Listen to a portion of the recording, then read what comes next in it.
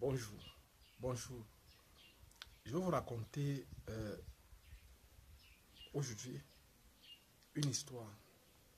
C'est l'histoire d'un homme qui est quitté de sans-abri à multimilliardaire au Cameroun. Quand je dis sans-abri, ça veut dire qu'il n'avait pas d'endroit où il devait dormir. Il n'avait pas d'endroit où il devait rester. C'est-à-dire qu'il errait, si on peut dire, il a erré pendant près de 2 ans lorsqu'il était à l'école nationale supérieure polytechnique de Yaoundé. C'était un jeune, il était intelligent, très intelligent même, mais que par la force des choses, il avait été abandonné. Abandonné par sa famille, parce qu'il avait décidé de devenir ingénieur de conception en génie civil. Il avait décidé de faire des études en ingénierie et de devenir finalement un ingénieur, de participer à son niveau, à sa manière, à la construction nationale, à la construction du monde. Voilà l'histoire que je vais vous raconter aujourd'hui. Aujourd'hui, il n'a plus faim. Si on peut dire, il n'a plus trop faim. Mais qu'est-ce qui s'est passé pour qu'il devienne ingénieur multimilliardaire aujourd'hui? C'est un grand entrepreneur. Il a des camions, il a des machines et j'ai eu la chance de le connaître quand on était jeune. C'est mon ami d'enfance. C'est une personne avec laquelle on a partagé beaucoup de choses. L'idée pour moi n'est pas de trahir les secrets des gens. Ce n'est pas absolument de présenter, par exemple, mes amis et parler d'eux. Non. Mon souhait, c'est que l'histoire de mon ami puisse inspirer beaucoup d'autres personnes. Qu'elles puissent savoir, ces personnes-là, qu'au niveau de l'Afrique, au niveau du Cameroun, on peut s'en sortir aussi au niveau local. Et je vais essayer de faire un parallèle aujourd'hui par rapport à l'histoire de mon ami avec les voyages à l'étranger. Ma position est claire. Aujourd'hui, il est difficile de vraiment s'en sortir parfois chez nous. Ce n'est pas facile. Sur 10 personnes, peut-être 3 peuvent s'en sortir. 7 ne vont pas s'en sortir. 7 vont se débrouiller, vont se battre avec être moto-taximan, être chauffeur de voiture, rentrer peut-être, je ne sais pas, faire des travaux dans l'informel. Sur 10 personnes, peut-être 9 seront dans l'informel. 9 seront dans l'informel. Bon, c'est un problème, pas seulement chez nous, c'est un problème qui est presque partout. En Afrique, presque partout dans le monde. Mais nos dirigeants font beaucoup, selon moi, pour améliorer cette situation-là. Beaucoup. Je m'explique. Des écoles sont constamment créées. Et si vous avez vu sur notre chaîne YouTube, dès lors que je suis informé par rapport à certains concours qu'on a lancés, certaines écoles qui sont créées, je vous informe par rapport à ça. Parce que mon souhait, c'est quoi? C'est que vous soyez formés. Parce qu'il dit, la chance, il faut la provoquer. La chance, ce n'est pas le fait de rester comme ça, de ne rien faire, d'attendre tout et le bon Dieu vous donne tout. Non. Le bon Dieu bénit ce qu'on fait comme activité. C'est-à-dire que allez chercher les informations, chercher les renseignements concernant les concours, chercher les informations concernant les opportunités qu'il y a au niveau local. J'étais à l'Est dernièrement et je suis encore à l'Est présentement. Et je voudrais vous dire que vous avez vu par exemple les projets concernant le riz. C'est un projet financé par l'État du Cameroun. Et les financements sont là. Il y a des personnes qui gagnent, après leur formation, 1,5 million. On leur donne des financements d'1,5 million de francs. Jusqu'aujourd'hui, ça s'est fait. Et je vous ai parlé de ça. Personne, les gens ne m'ont même pas posé la question que ça se passe comment, où à l'école. L'endroit se trouve à Nkolbomo. Il y a une école créée par les catholiques, par l'église catholique là-bas, à Nkolbomo. C'est-à-dire c'est à quelques kilomètres du centre-ville de Batouri, à l'est là-bas. Au niveau de toutes les régions du Cameroun, il y a les projets financés par l'État. Mais l'idée, c'est que vous devez vous renseigner pour savoir quels sont ces projets, quels sont ces financements qui sont disponibles pour les jeunes, pour les moins jeunes, pour tout le monde. C'est là. Bon, et la plupart du temps, pendant que j'étais en train de publier les informations concernant les concours, il y a des gens qui m'ont dit, le pays est gâté, on ne peut pas réussir à un concours comme ça, il faut absolument avoir le réseau ou avoir le gombo, avoir le choco. moi, je me suis appuyé sur mes expériences personnelles pour leur répondre. Mais je n'ai pas vécu leurs expériences à eux. Peut-être qu'eux, ils ont des expériences contraires aux miennes. C'est-à-dire, moi, j'ai eu à vivre quelque chose. Je suis enseignant dans un groupe de répétition. J'ai répété les gens pendant près de 20 ans. Ce que je sais, c'est que quand mes enfants travaillent bien, ils réussissent. C'est vrai, j'ai eu des cas en 2019 où j'ai présenté 15 candidats au concours d'entrée à la faculté de médecine et aucun n'a réussi. Et c'est la première fois qu'ils présentent les candidats au concours et qu'ils ne réussissent pas. Je ne veux pas accuser d'abord dans un premier temps les autres. Non. Le problème à mon niveau, où est-ce que se situe ma part de responsabilité dans l'échec de mes candidats? C'est la première question que je me suis posée. Qu'est-ce que je n'ai pas fait? Qu'est-ce qu'il fallait faire? Comment faire pour améliorer ça? C'était ça ma préoccupation. Et c'est la raison pour laquelle, pendant un bon bout de temps, je n'ai plus préparé les gens à ce concours-là. Parce que je me suis dit, il faut que je cherche à comprendre comment je puisse faire pour que les candidats qui sont chômeurs, parce que vous savez, si vous préparez les gens au concours et que personne ne réussit chez vous, c'est comme si vous étiez un traître, c'est comme si vous étiez quelqu'un qui savait déjà que le concours est biaisé et que vous amenez simplement des personnes à aller se faire arnaquer. Donc personnellement, j'ai dit non. Si mes gens ne réussissent pas, il faut que je vois comment changer peut-être la façon d'enseigner, peut-être les techniques pour les moraliser, pour les booster psychologiquement. Peut-être il faut que je change ma façon de leur proposer le mindset qu'il faut, c'est-à-dire la force psychologique qu'il faut leur donner pour qu'ils puissent réussir au concours. Je vous ai dit dans cette vidéo, je devais vous donner ma part de position sur les voyages. Pour moi, vous devez chercher à savoir avant de voyager pour aller dans un pays étranger, quelles sont les opportunités qu'il y a dans ce pays-là. Au Canada, en France, en Allemagne, aux États-Unis, en Angleterre, partout. Cherchez à avoir les informations sur les opportunités qu'il y a. Et sachant déjà ces opportunités-là maintenant, cherchez à vous former au plan local. C'est-à-dire au niveau, par exemple, du Cameroun, au niveau du Gabon, au niveau du Congo, au niveau du Tchad, au niveau de la Centrafrique, au niveau, par exemple, de n'importe quel pays, au niveau du Togo, de la Côte d'Ivoire, de l'Algérie, du Maroc. Cherchez à savoir quelles sont les opportunités que vous avez si vous voulez aller à l'étranger. L'étranger, ce n'est pas seulement l'Europe, ce n'est pas seulement l'Occident. L'étranger, ça peut être un pays voisin au niveau de l'Afrique. Quelles sont les opportunités qui s'offrent là-bas à vous? Et quelles sont les formations qui sont disponibles sur place dans votre pays? Parce que selon moi, avant de sortir, vous devez vous préparer, vous devez vous former. Et bon, je ne veux pas vous cacher.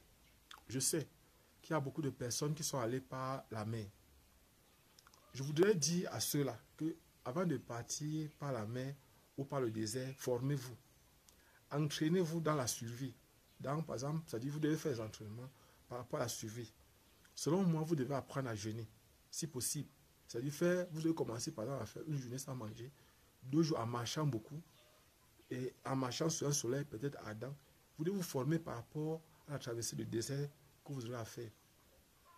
Parce que, il ne faut pas vous tromper. Lorsque les épreuves doivent être rudes, on s'entraîne. On s'entraîne. Vous devez apprendre pour ceux qui vont traverser la mer à nager, à survivre dans l'eau. Vous devez apprendre.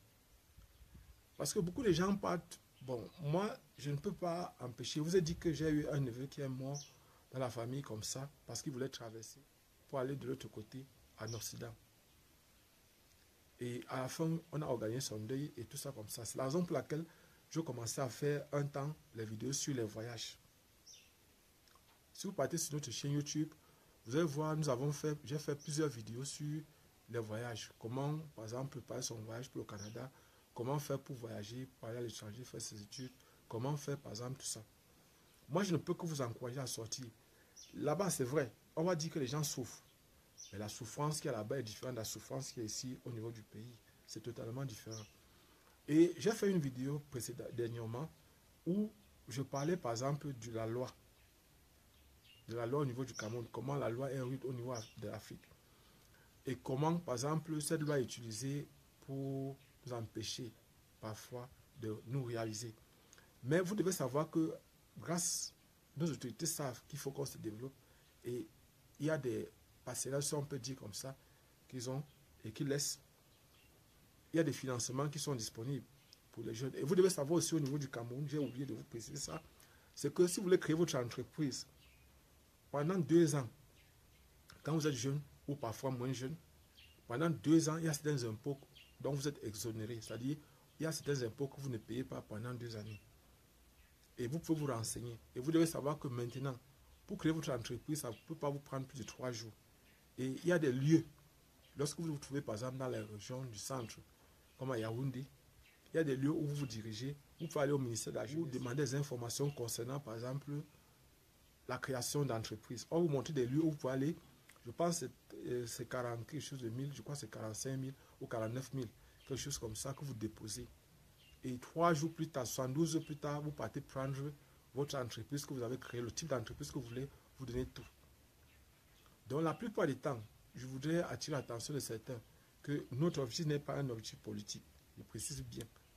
Notre objectif, c'est d'aider aussi les jeunes, de donner notre part de contribution aux jeunes. Parce que beaucoup de jeunes nous ont posé certaines questions pendant qu'on faisait, que je donnais, par exemple, les arrêtés des concours. Ils disaient que tout est faussé, tout est biaisé et qu'il n'y a pas la chance. Non. Je dis pour moi, selon moi, ce n'est pas vrai. Selon moi, vous devez croire en vous, investir en vous. Avant de sortir du pays, avant de faire quoi que ce soit, formez-vous. Et faites tout pour maximiser les chances que vous avez. Formez-vous le maximum possible. Dans la région où je suis actuellement, il y a un manque criard de restaurants. Je dis bien, il y a un manque criard. J'ai séjourné pendant près de 2 mois dans un hôtel. Et dans cet hôtel, malgré que j'ai de la famille, c'est vrai, j'ai de la famille. Bon, en fait, j'ai grandi dans cette ville-là. Mais je vais vous expliquer plus tard, lorsque vous racontez mon histoire, pourquoi est-ce que j'ai séjourné plus tard à l'hôtel pendant près de 2 mois. Donc, c'était pour dire quoi? Il y avait un manque de restaurants, il n'y avait pas de restaurant là-bas.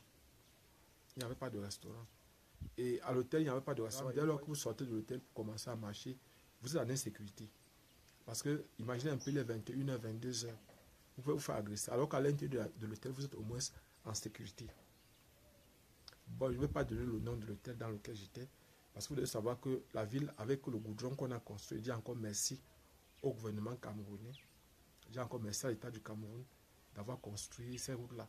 Et si franchement, il pouvait encore faire un peu plus, parce que le chef de l'État a promis qu'il devait construire la route Batou-Yokadouma.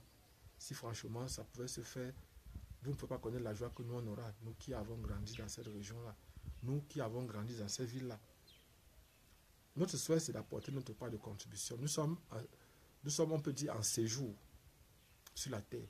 Nous sommes là pour un temps, nous ne sommes pas là éternellement. Et notre souhait, c'est d'apporter notre part de contribution à l'évolution sociale, à l'évolution nationale. Donc, selon moi, si vous avez possibilité de sortir pour aller travailler à l'extérieur, allez-y, allez-y. Partez. Moi, la plupart de mes étudiants qui ont voulu aller au Canada, ils sont nombreux qui sont allés au Canada. Ils sont très nombreux qui sont allés en Allemagne. En France, ils sont très nombreux. Et nous, on faisait tout pour qu'en allant en Allemagne, au Canada, ou aux États-Unis, ou en France, qu'ils puissent soit réussir un concours, soit, par exemple, chercher un emploi, aller pour travailler. Ils sont très nombreux qui sont partis.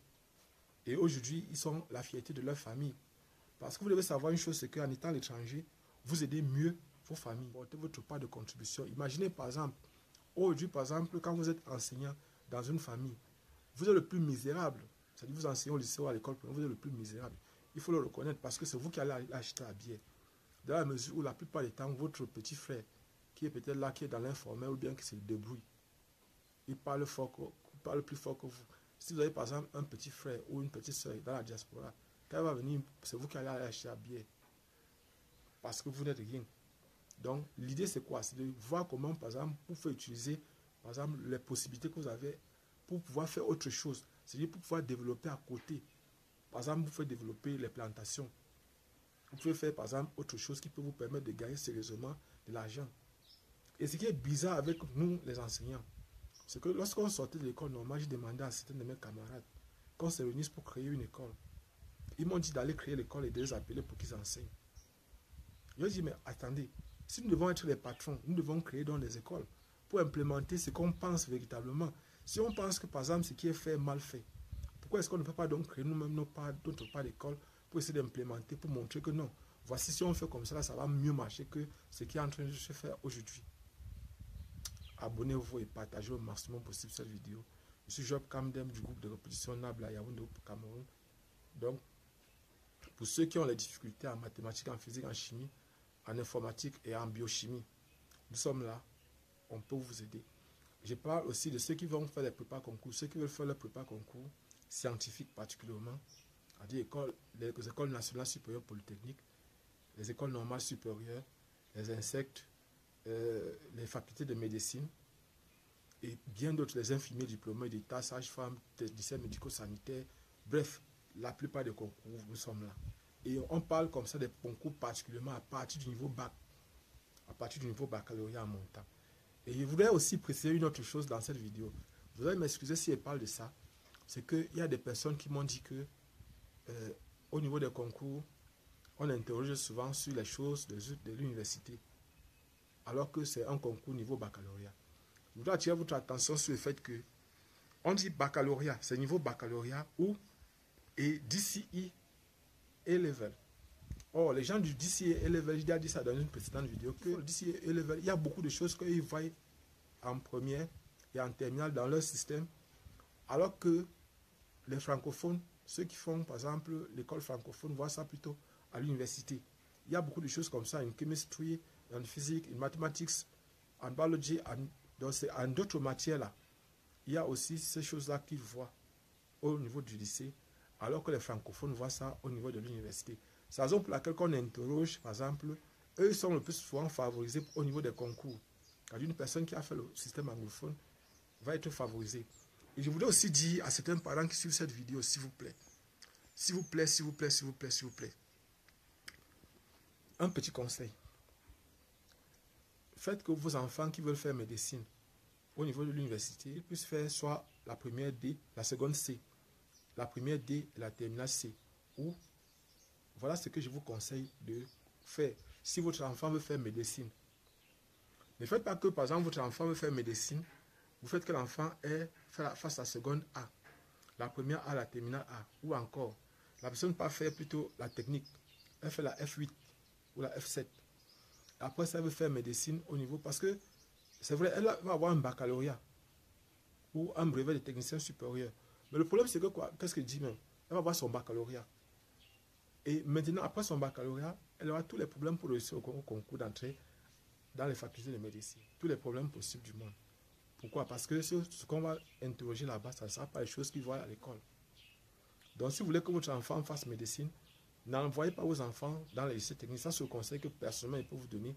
Parce que, pour le moment, lorsqu'on lance les concours, ceux qui sont, les enfants qui font, par exemple, le lycée technique ne sont pas favorisés. Ceux qui font F7 ou F8 ne sont pas favorisés. Ce sont ceux qui font terminal C ou terminal D qui sont favorisés. Ou encore le DCE A-Level in Science. Ce sont ces personnes-là qui sont souvent favorisées. Voilà ce que j'avais à partager avec vous dans cette vidéo. Partagez au maximum possible. Pour ceux qui ne me connaissent pas, je précise encore, je suis Job Kamdem du groupe de l'opposition NABLA à Yaoundé au Cameroun. On se voit prochainement dans une prochaine vidéo.